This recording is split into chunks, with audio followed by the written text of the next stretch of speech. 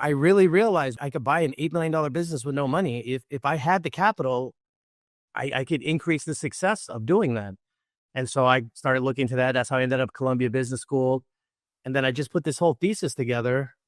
And then it just took off. I mean, embarrassingly, the first amount of money I was going to raise was like 5 million just to buy some more frozen yogurt spots or whatever. But then as I was speaking to people within the field, they were like, 100 million makes you respectable, right? And then I got to meet Richard Wilson, and then I meet these other, and that's when I really realized there's some people in this world that have some extreme FU money, and they could just put, and so I'm actually talking to JP Morgan, having them, it's going to be a 1.5 year long diligence, but having them on the cap table would be fantastic. Now I have a vision of running $1 billion fund 4 or 5 years from now. I think that's where we're going to graduate to. But it was actually another GoBundance member, Phil Caprone. He's the one that put me in touch with my first SEC lawyer. He's like, hey, if you want to do a fund, I did one. It was $10 million. Talk to these people. So I did. I consulted with them, and then I just have the strategy and vision, and it just blew up. And to the point now where, we are committed over 100. So it feels, I mean, I haven't, talk to me in a month when I actually have the money in my account. Let me put it that way, right? We're going to have you back in a month. Yeah, or 2. The question for you is, I wanted to understand your thought process of going from being a owner, like a true 100% owner, into being basically a fund manager or, some sort of a equity piece within this fund and growing it. Like what did you have to do to change that thought process? And then what does your ownership structure look like in the fund separately? Yeah. Yeah, I immediately gravitated towards that because by giving up some ownership, I could grow exponentially faster. If I could give investors a good return on their money and grow this portfolio, everybody wins. So that it just made sense to me. And like, I don't know, the way I'm wired, I don't know if I'll ever be a billionaire. I don't even know if I want to be a billionaire because I plan to use that money for so many other things. I just want to generate the revenue so that I could do the things, the philanthropic stuff that I want to do.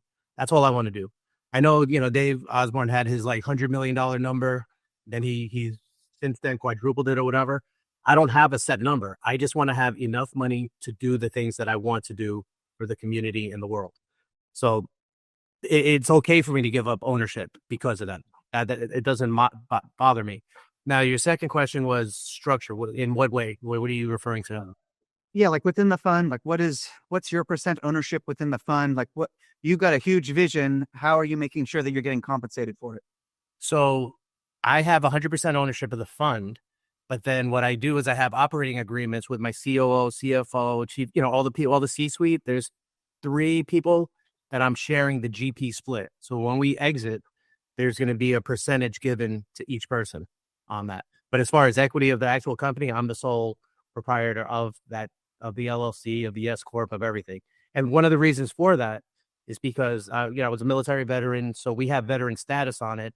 Part of the stipulations on that is I have, 100% voting rights, 100% everything. So we just keep it easy that way. And I have 100% of the company. However, on the operating agreement, I have specific GP splits when we exit, who's going to get what, percentages and everything else. How about your investors? Where are their returns? Oh, the very first tranche, the first 10 million is 75% is the LP split. So they get 75%. I mean, the IRRs, the true IRR that I modeled out is like 35 to 40%. A couple of family offices said, put that down to 20. I was like, but it's really high. They're like, Renan, they're like, you put 45% on that, right? If you come in at 43%, is that good? I'm like, hell yeah, 43%. And like, you failed because you said 45 and you came in at 43. You need to come in, promote 20. And when you come in at 43, you're a rock star. So, we have strong returns. The LP split is 75%. Plus I give a preferred return to them based on invested capital.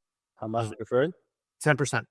And then you have to pay it now? Or? Paid it right out of the cash flows. Okay. So I model it. That's one of the things that I have on my model. If the cash flows of a company could support debt service with like a DSCR of like 1.5 to 2, and the preferred distribution to investors, then I could execute on that deal. If it's too light, then I can't. So new construction, for example, those margins are like 10 to 15%. right? And the way it distills, it's very tough to be able to give those kind of returns. That's why I don't like new construction, but restoration and capital improvements, tons of meat on that bone. I have plenty of room to give back to investors, to support debt service, and to reinvest to grow the companies.